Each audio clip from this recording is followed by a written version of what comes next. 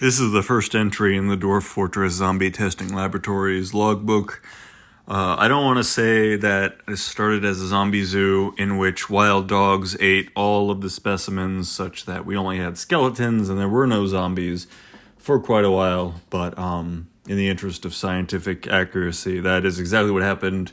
Stray dogs control all of my fortresses, as we've discussed in previous videos, and they did eat all of the dead bodies that I was trying to reanimate, and they did turn them into skeletons before I could actually create any zombies. But that being said, we have actually gotten the zombie zoo online.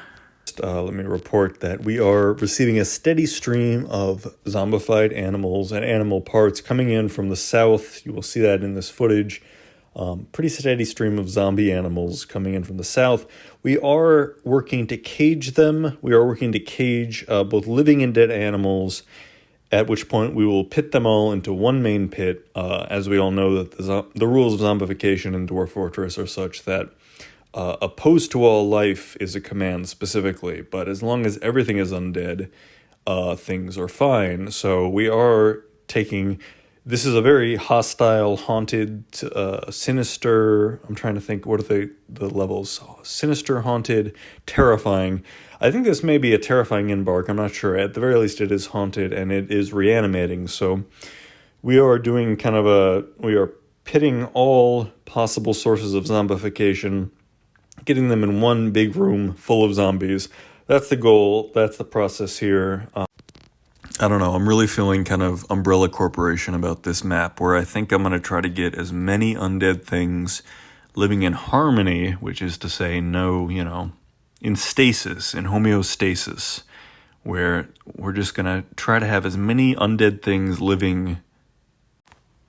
Again, wild dogs prove an insurmountable metagame.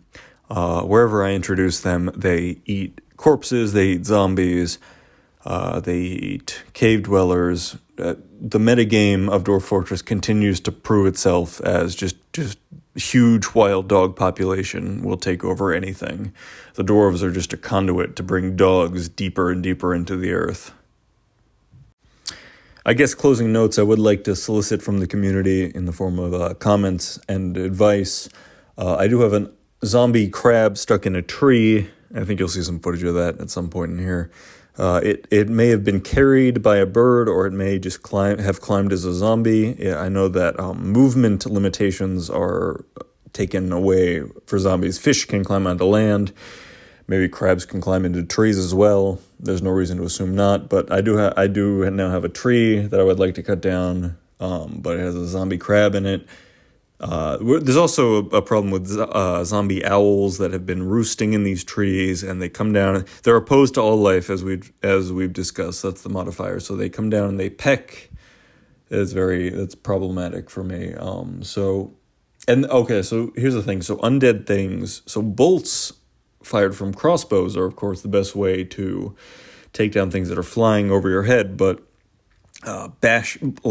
blunt bashing weapons are, of course, the best way to completely obliterate zombies. And, of course, flying things don't fit into cage traps. And I feel like I'm going crazy as I describe this Dwarf Fortress scenario to you all. But, so I guess I'm just wondering about the best way to deal with zombie owls. So leave it in the comments. If you made it this far in the video, into my descent into Dwarf Fortress madness, please make sure to like and subscribe if you haven't already. We're trying to hit a 500 subscriber goal. Please, mostly the priority here is please do let me know if there's a way that I can hit out zombie owls with bolts and then maybe bash them once they're on the ground.